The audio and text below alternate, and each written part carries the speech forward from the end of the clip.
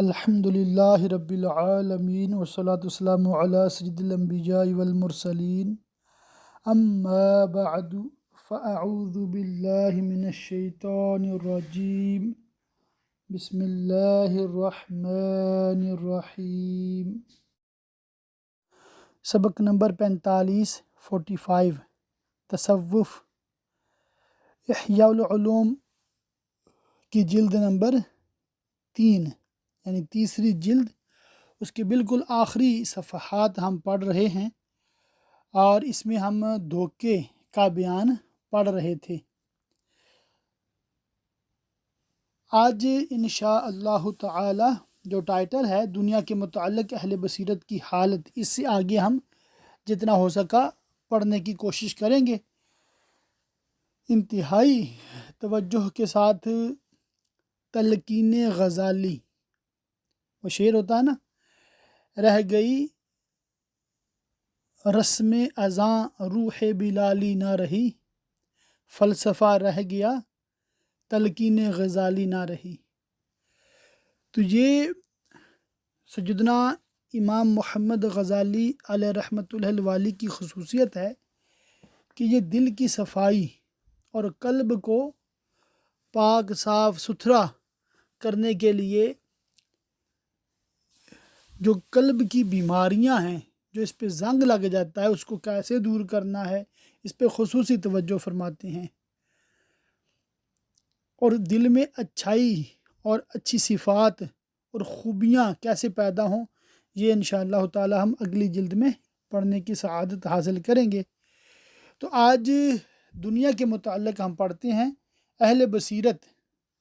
وہ کیا مطلب نظریہ اور کیسے وہ دیکھتے ہیں۔ جب دنیا اہل بصیرت کے دروازے پر دستک دیتی ہے تو وہ غمگین ہو جاتے ہیں اور کہتے ہیں یہ ہمارے گناہوں کی فوری سزا ہے جو ہمیں پہنچی ہے۔ دنیا کی آمد کو یہ اللہ عز و جل کی ناراضی اور عدم توجہ کی دلیل جانتے ہیں، اور جب تنگ دستی ان کے قریب آتی تو نیک لوگوں کی نشانی سمجھتے ہوئے اسے خوش آمدید کہتے ہیں، جبکہ دھوکے میں مبتلا لوگوں کے پاس جب دنیا آتی ہے تو وہ اسے اللہ عز و جل کی طرف سے اپنی کرامت اور بزرگی کی دلیل سمجھتے ہیں، اور جب چلی جاتی ہے تو اپنی ذلت و رسوائی خیال کرتے ہیں۔ جیسا کہ اللہ عز و جل نے قرآن پاک میں اسی بات کی طرف اشارہ کرتے ہوئے ارشاد فرمایا، ترجمہ کنز الایمان، لیکن آدمی تو جب اسے اس کا رب آزمائے کہ اس کو جاہ اور نعمت دے، جب تو کہتا ہے میرے رب نے مجھے عزت دی، اور اگر آزمائے اور اس کا رزق اس پر تنگ کرے تو کہتا ہے میرے رب نے مجھے خوار کیا۔ اس کے جواب میں اللہ عز و جل نے ارشاد فرمایا، ترجمہ کنز الایمان، کلا، مطلب یوں نہیں۔ یہ لفظ کلا جو ہے اس کا ترجمہ کنز الایمان میں نے پڑھ کے سنایا آپ کو، یوں نہیں۔ آگے اس کی شرح میں ہے، تفسیر میں ہے، یعنی جیسا انسان نے کہا ایسا نہیں ہے،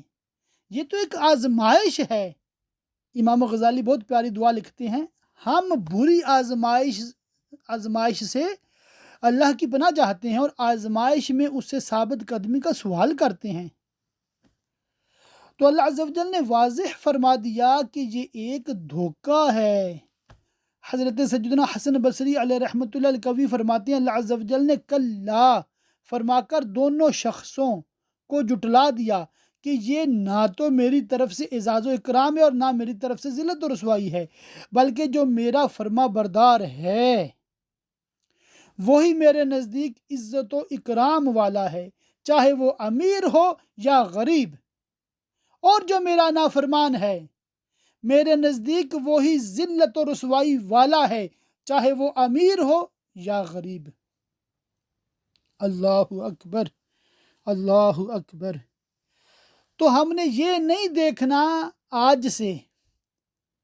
کہ کس کے پاس زیادہ دولت ہے، کس کے پاس زیادہ سہولتیں ہیں، کس کے پاس زیادہ آسائشیں ہیں، اور نہ یہ دیکھنا ہے کون بہت تنگ دست ہے، کون بہت فقیر نظر آتا ہے، کون ایک جھگی میں رہتا ہے، ٹینٹ میں رہتا ہے۔ نہ نہ نہ، ہم نے دیکھنا یہ ہے کون اللہ والا ہے، کون اللہ تعالیٰ کا بندہ ہے، کون اس کی بندگی میں زندگی گزارتا ہے، کون اللہ والا ہے۔ کہ یہ مطلب دلیل نہیں ہے پیسہ ہونا کہ یہ بندہ اللہ کا بڑا مقرب ہے، اللہ بڑا اس کو پسند کرتا ہے،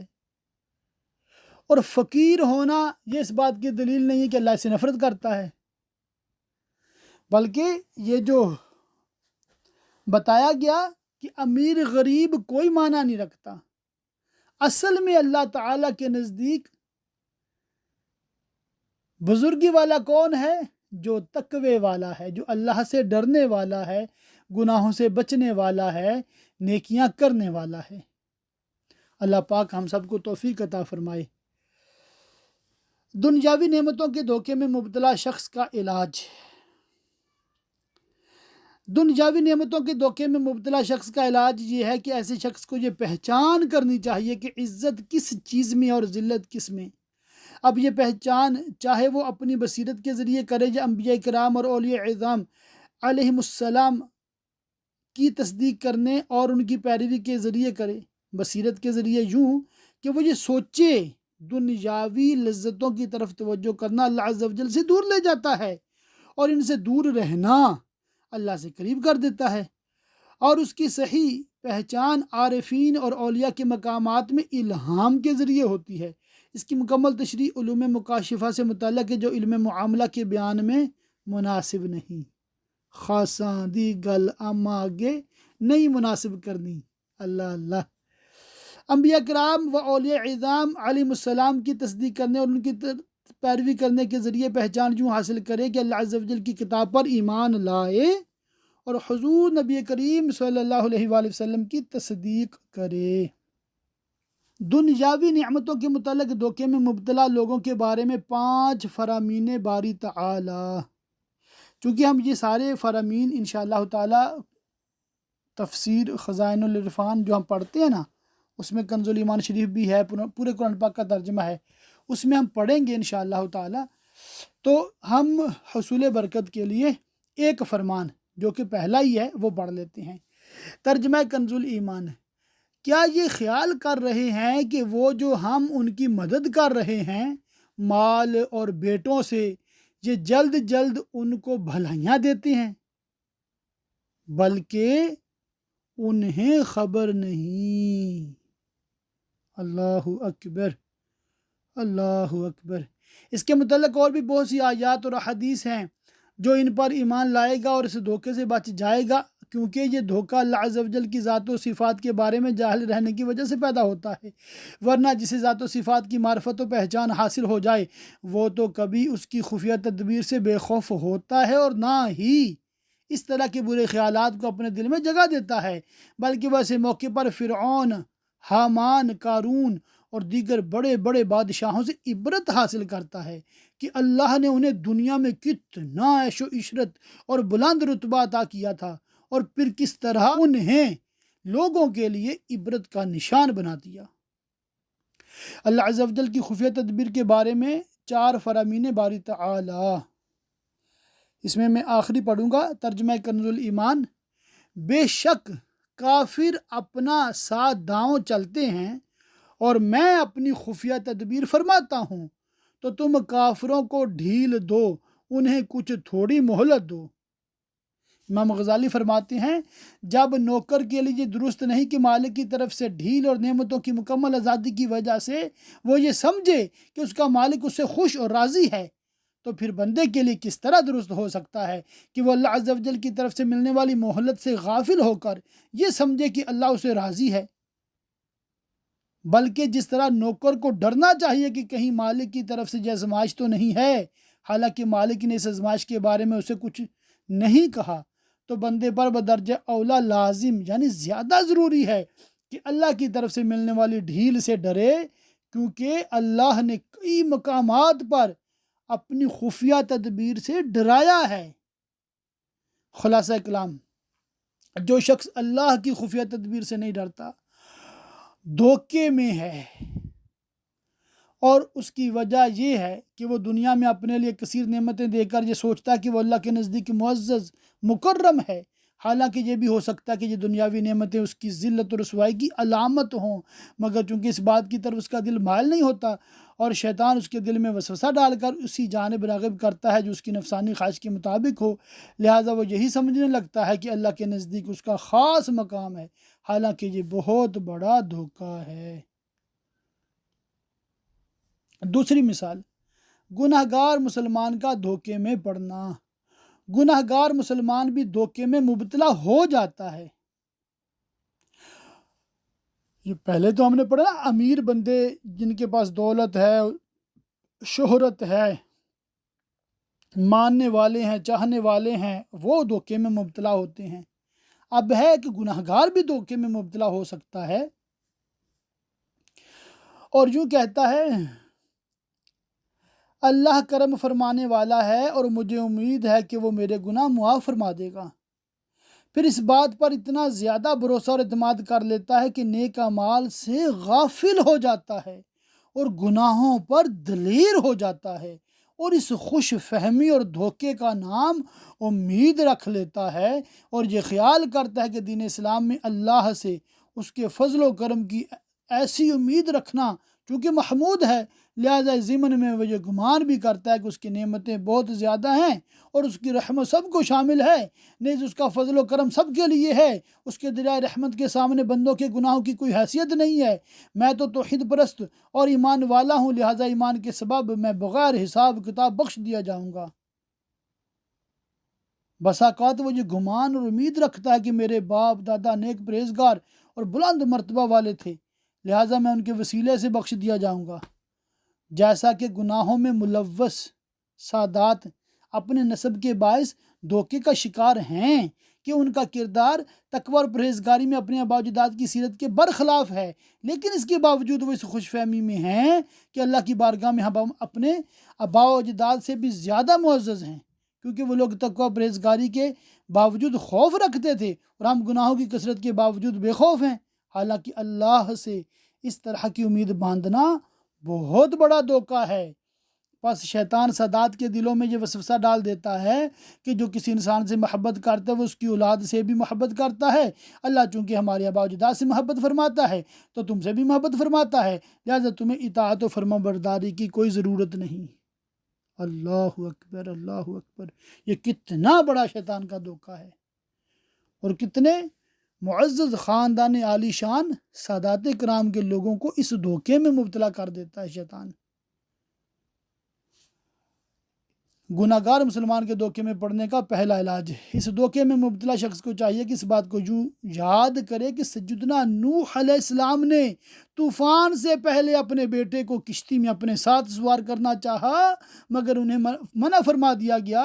کہ آپ کا بیٹا غرق ہونے والوں میں سے ہے۔ چنانچہ اللہ عز و جل نے آپ علیہ السلام کا قول نقل کرتے ارشاد فرمایا، ہے میرے رب، میرا بیٹا بھی تو میرا گھر والا ہے۔ پھر فرمایا، اے نوح، وہ تیرے گھر والوں میں نہیں، بے شک اس کے کام بڑے نالائق ہیں۔ جس سے شیطانی وسوسہ آئے کہ اپنے باپ کے تقوی و پرہیزگاری کی وجہ سے وہ بھی نجات پا سکتا ہے، تو اسے چاہیے کہ وہ اس طرح سوچے کہ ایسا شخص اس آدمی کی طرح ہے جو یہ سمجھتا ہو کہ باپ کے کھانے سے بیٹے کا پیٹ بھر جائے گا، باپ کے پینے سے بیٹے کی پیاس بجھ جائے گی، باپ کے علم دین سیکھنے سے بیٹا عالم بن جائے گا، باپ اگر کعبۃ اللہ کی طرف سفر کر کے وہاں پہنچ جائے تو بیٹا بھی باپ کے چلنے کے سبب وہاں پہنچ جائے گا اور کعبۃ اللہ شریف کی زیارت کر لے گا۔ ایسا نہیں نہ ہو سکتا کہ باپ کھائے تو بیٹے کا بھی پیٹ بھر جائے، نہیں نہ ہو سکتا۔ تو یہ ایک علاج بتا رہے امام غزالی علیہ اللہ رحمہ کہ بندہ یوں سوچے۔ خلاصہ کلام، تقوی اختیار کرنا ہر ایک پر لازم و ضروری ہے، اور آخرت کے معاملہ میں نہ تو پرہیزگار باپ اپنی اولاد کو کوئی فائدہ دے سکتا ہے اور نہ ہی کوئی نیک و پرہیزگار بیٹا اپنے باپ کو کوئی فائدہ پہنچا سکتا ہے، اور اللہ عز و جل کی بارگاہ میں تقوی اور پرہیزگاری کا انعام اس دن ملے گا جس دن آدمی اپنے بھائی اور ماں باپ سے بھاگتا پھرے گا۔ البتہ جس پر اللہ کا سخت غضب نہ ہوگا تو وہ حضور نبی کریم صلی اللہ علیہ وآلہ وسلم کی شفاعت کا مستحق ٹھہرے گا، جیسا کہ تکبر اور خود پسندی کے بیان میں اس کی وضاحت ہو چکی۔ ایک سوال اور اس کا جواب ہے، مذکورہ گفتگو سے تو یہ معلوم ہوتا ہے کہ گناہ گار بندوں کا یہ کہنا کہ اللہ معاف کرنے والا ہے اور ہم اس سے رحمت و مغفرت کی امید رکھتے ہیں صحیح نہیں۔ حالانکہ حدیث قدسی ہے، میرا بندہ میرے بارے میں جو گمان رکھتا ہے اس گمان کے مطابق ہوں، میں اس گمان کے مطابق ہوں، لہٰذا اسے چاہیے کہ میرے بارے میں اچھا گمان رکھے۔ اس سے معلوم ہوتا ہے کہ یہ کلام صحیح ہے اور دلوں میں اس کی قبولیت ظاہر ہے۔ اس کا جواب یہ ہے کہ انسان اس بات کو جان لے کہ شیطان اسے ایسے کلام کے ذریعے بہکاتا ہے جو ظاہر میں مقبول اور باطن میں مردود ہوتا ہے، کیونکہ اگر کلام اپنے ظاہر میں اچھا نہ ہو تو دل دھوکے کا شکار کیسی ہو۔ اس بات کی وضاحت خود نبی کریم صلی اللہ علیہ وآلہ وسلم نے فرمائی ہے۔ معلم کائنات شاہ موجودات صلی اللہ علیہ وآلہ وسلم نے ارشاد فرمایا، عقل مند وہ ہے جو اپنے نفس کو فرما بردار بنائے اور موت کے بعد کام آنے والے عمل کرے، اور بے وقوف وہ ہے جو خواہش نفس کی پیروی کرے اور پھر بھی اللہ سے آرزو رکھے۔ یہی اللہ پر تمنا ہے۔ شیطان نے اسی تمنا کا نام بدل کر امید رکھ دیا ہے، حتیٰ کہ اس کے ذریعے جاہل کو دھوکہ دیتا ہے۔ اللہ عز و جل رجا یعنی امید کی وضاحت کرتے ہوئے ارشاد فرماتا ہے، وہ جو ایمان لائے اور وہ جنہوں نے اللہ کے لیے اپنے گھر بار چھوڑے اور اللہ کی راہ میں لڑے، وہ رحمت الہی کی امیدوار ہیں۔ یعنی امید ان لوگوں کے زیادہ لائق ہے، اور یہ اس لیے کہ آخرت کے ثواب کو اعمال کی جزا اور اجر قرار دیا گیا ہے۔ لہٰذا نیک لوگوں کو اللہ سے رحمت کی امید رکھنی چاہیے، جیسا کہ اللہ ارشاد فرماتا ہے، صلہ ان کے اعمال کا اور تمہارے بدلے تو قیامت ہی کو پورے ملیں گے۔ اگر کوئی شریف اور ایماندار شخص جو اجرت بھی زیادہ دیتا ہو کسی آدمی کو برتن دھونے کے کام پر نوکر رکھے اور کہے کہ کام پورا کرو گے تو اجرت ملے گی، لیکن وہ شخص دھونے کی بجائے تمام برتن توڑ دے اور اس انتظار میں بیٹھ جائے کہ مالک چونکہ شریف اور ایماندار ہے لہٰذا وہ اجرت ضرور دے گا، تو ایسے شخص کو عقل مند لوگ دھوکے کا شکار کہیں گے۔ یہ آس لگانے والا یقیناً دھوکے کا شکار کہیں گے، کیونکہ جہالت کے سبب اسے امید اور دھوکے کے درمیان فرق ہی معلوم نہیں۔ امید اور خوف رکھنے والے کی علامت کیا ہونی چاہیے؟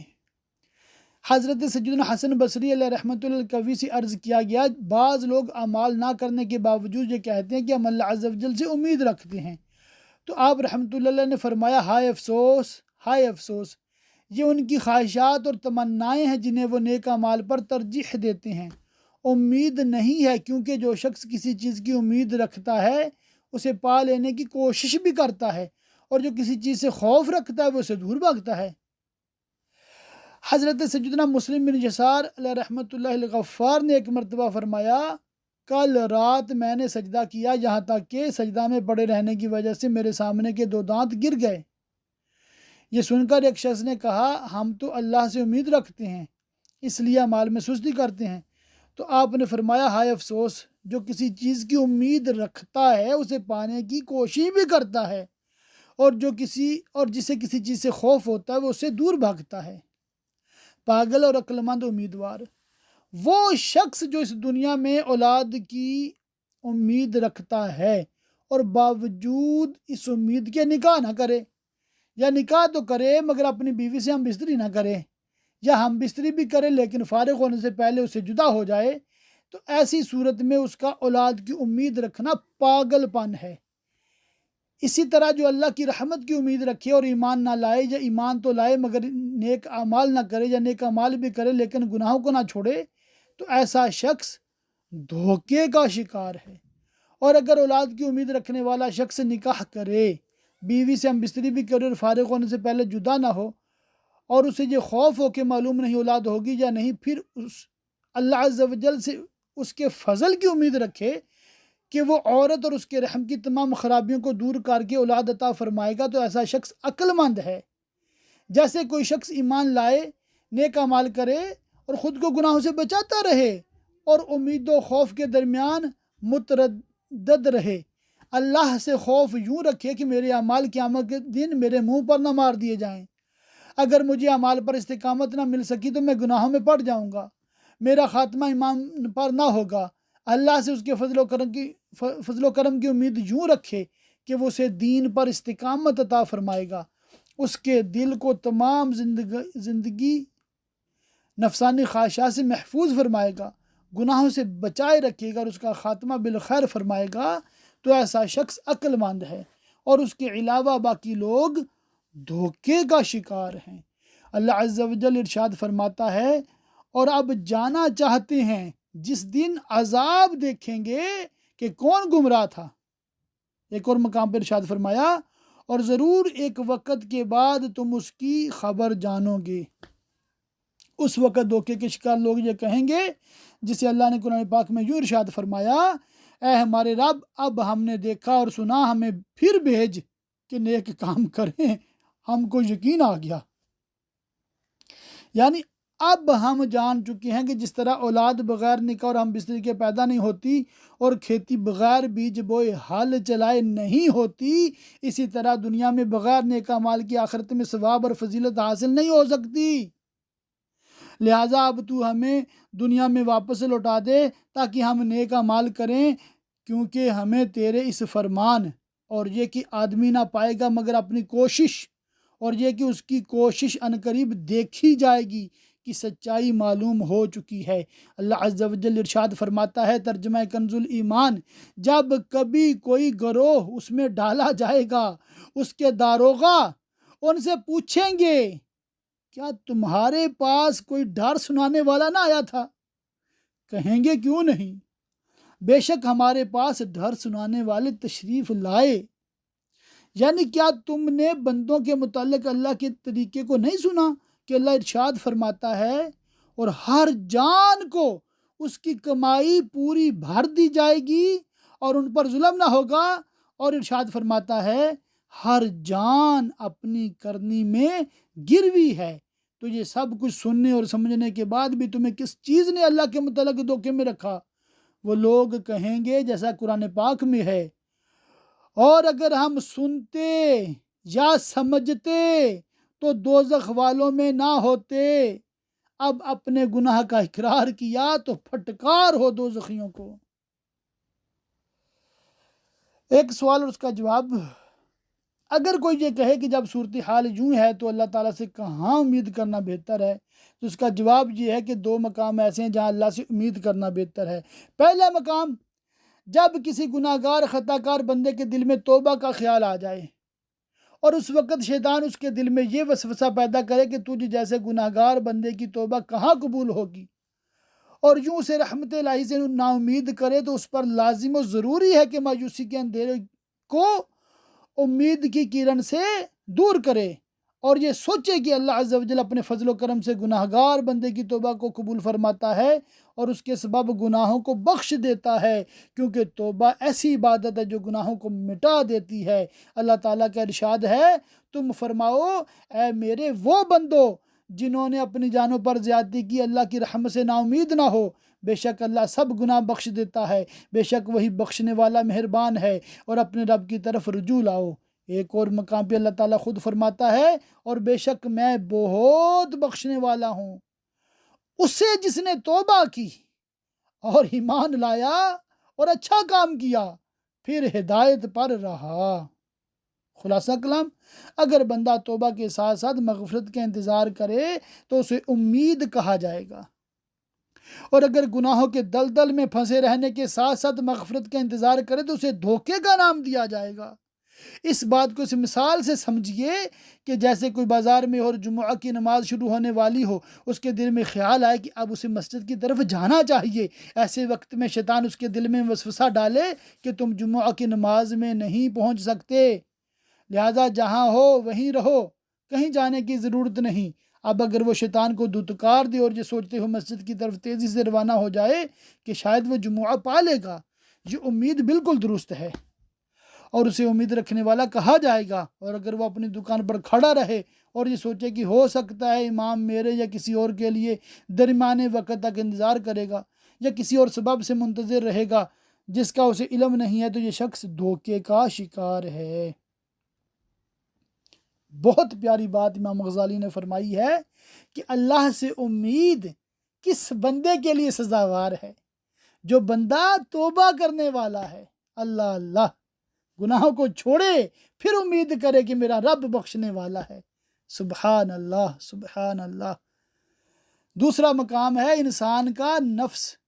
نوافل کی ادائیگی میں سستی کرے اور فرائض کی ادائیگی میں کوتاہی نہ کرے، اللہ کی نعمتوں کی امید رکھے اور ان چیزوں کی بھی امید رکھے جن کا نیک و پرہیزگار لوگوں سے وعدہ کیا گیا ہے، یہاں تک کہ امید کی وجہ سے اس میں عبادت کی مٹھاس اور چاشنی پیدا ہو جائے اور وہ نوافل کو ادا کرنے کا ذہن بنا لے اور ان فرامین باری تعالیٰ کو یاد کرے۔ ترجمہ کنز الایمان۔ بے شک مراد کو پہنچے ایمان والے جو اپنی نماز میں گڑ گڑاتے ہیں اور وہ جو کسی بےہودہ بات کی طرف التفات نہیں کرتے، اور وہ کہ زکوٰۃ دینے کا کام کرتے ہیں، اور وہ جو اپنی شرمگاہوں کی حفاظت کرتے ہیں مگر اپنی بیبیوں یعنی وائف یا شرعی باندیوں پر، سلیو گرل جو ان کی ہاتھ کی ملک ہیں کہ ان پر کوئی ملامت نہیں، تو جو ان دو کے سوا کچھ اور چاہے وہی حد سے بڑھنے والے ہیں، اور وہ جو اپنی امانتوں اور اپنے عہد کی رعایت کرتے ہیں، اور وہ جو اپنی نمازوں کی نگہبانی کرتے ہیں، یہی لوگ وارث ہیں کہ فردوس کی میراث پائیں گے، وہ اس میں ہمیشہ رہیں گے۔ معلوم ہوا کہ پہلی قسم کی امید اللہ عز و جل کی بارگاہ میں توبہ قبول نہ ہونے کی مایوسی کو دور کر دیتی ہے، جبکہ دوسری قسم کی امید اس سستی اور کاہلی کو دور کر دیتی ہے جس کی وجہ سے نفلی عبادت میں لذت و رغبت پیدا نہیں ہوتی۔ یعنی ہر وہ بات جو توبہ پر ابھارے اور عبادت میں رغبت پیدا کرے وہ امید ہے، اور ہر وہ بات جو عبادت میں سستی پیدا کرے یا مایوسی کی جانب مائل کرے وہ دھوکہ ہے۔ مثلا کسی کے دل میں یہ خیال ہے کہ گناہوں کے دلدل سے خود کو نکالے اور رب کریم کو راضی کرنے والے کام کرے، اس وقت شیطان اسے کہے تو اپنے آپ کو مشکلات اور پریشانی میں کیوں ڈال رہا ہے، حالانکہ تیرا رب عز و جل رحم و کرم کرنے والا، گناہوں کو بخشنے والا۔ اگر وہ شخص شیطان کی بات مان کر توبہ اور عبادت میں سستی کرتا ہے تو وہ دھوکے میں ہے۔ ایسے وقت میں بندے پر ضروری ہے کہ وہ خود کو اللہ کے غضب اور اس کی مضبوط گرفت سے ڈراتا ہوا یہ کہے، بے شک اللہ گناہوں کو بخشنے والا، توبہ قبول کرنے والا ہے، مگر اس کے ساتھ ساتھ سخت عذاب دینے والا بھی ہے۔ بے شک وہ کریم ہے، مگر وہ کفار کو ہمیشہ ہمیشہ کے لیے جہنم کی آگ میں ڈالے گا، اور ان کا کفر اس کا کچھ بھی نہیں بگاڑ سکے گا، بلکہ وہ تو اپنے بندوں کو دنیا میں عذاب، رنج و تکلیف، مختلف قسم کی بیماریوں اور فقر و فاقہ میں مبتلا کرنے اور یہ سب چیزیں ان سے دور کرنے پر بھی قادر ہے، اور بندوں کے متعلق یہی اللہ کا طریقہ ہے۔ تو جب اس نے مجھے اپنی خفیہ تدبیر سے ڈرایا تو کس وجہ سے میں اس کی خفیہ تدبیر سے نہ ڈروں، اور کیوں کر میں دھوکے اور غلط فہمی میں مبتلا رہوں۔ خوف اور امید رہبر رہنما کی طرح ہیں جو لوگوں کو نیک اعمال کی طرف راغب کرتے ہیں، اور جو چیز نیک اعمال کی طرف راغب نہ کرے وہ دھوکہ اور تمنا ہے۔ اکثر لوگ امید کے باعث ہی نیک اعمال میں سستی کرتے،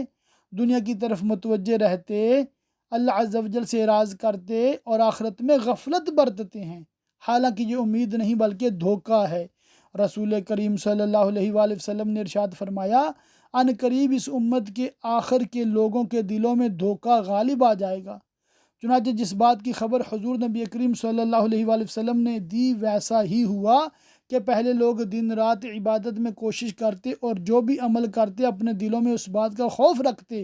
کہ اللہ کی طرف لوٹ کر جانا ہے، اور دن رات طاعت و فرمانبرداری کرنے کے باوجود بھی امید اور خوف کے درمیان رہتے تھے، شک و شبہ والی چیزوں اور خواہشات سے بچتے، مزید تقوی و پرہیزگاری اختیار کرتے اور تنہائی میں اللہ کے خوف سے روتے رہتے تھے۔ اور اب جو کچھ ہمارے دور کے لوگوں کی حالت ہے وہ سب کے سامنے ہے کہ گناہوں کے دلدل میں دھنسے رہتے ہیں، دنیا میں مگن رہنے اور رب تعالیٰ سے منہ پھیرنے کے باوجود لوگ خوش، مطمئن، بے خوف نظر آتے ہیں، اور یہ سوچتے ہیں کہ وہ اللہ کے فضل و کرم پر بھروسہ رکھنے والے ہیں، اللہ سے بخشش و مغفرت کی امید رکھنے والے ہیں۔ گویا ان کا خیال یہ ہوتا ہے کہ انہیں جس طرح اللہ عز و جل کے فضل و کرم کی معرفت و پہچان ہو گئی ہے، اس طرح کی پہچان معاذ اللہ انبیاء، صحابہ، اولیاء کسی کو حاصل نہیں ہوئی، حالانکہ اگر یہ سب کچھ صرف تمنا اور خواہش کرنے سے حاصل ہو جاتا تو ان تمام مقدس حضرات کو اتنا رونے، خوف کرنے، غمگین رہنے کی کیا ضرورت تھی؟ اس کی پوری تحقیق ہم نے خوف اور امید کے بیان میں ذکر کر دی۔ ماشاء اللہ، بہت ہی